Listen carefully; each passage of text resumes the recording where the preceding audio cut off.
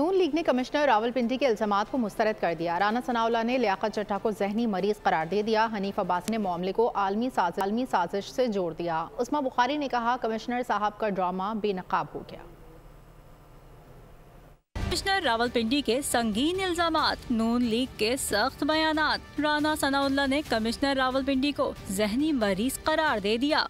खुदकुशी की कोशिश वही करता है जो ज़हनी तौर पे तंदुरुस्त नहीं होता। तो मेरा ख्याल है कि सबसे पहले ये होना चाहिए कि लियाकत अली चड्ढा साहब को वो हिफाजत में लेके उनकी ज़हनी सेहत का जो है वो मुआयना होना चाहिए।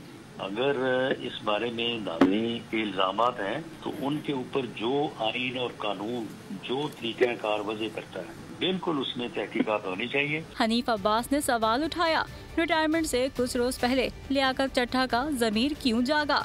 उन्होंने नून लीग के मैंडेट पर डाका डालने की कोशिश करार दे दिया।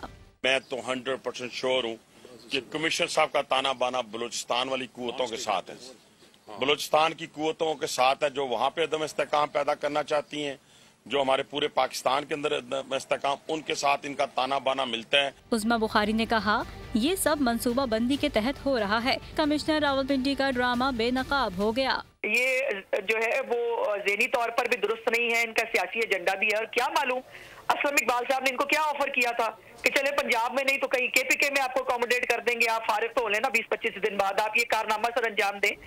नून लीग ने मामले को संगीन करार दे दिया और मुतालबा किया कि कमिश्नर रावलपिंडी के इल्जामात पर तहकीकात होनी चाहिए। सब्सक्राइब करें और बेल दबाएं ताकि कोई खबर रह न जाए।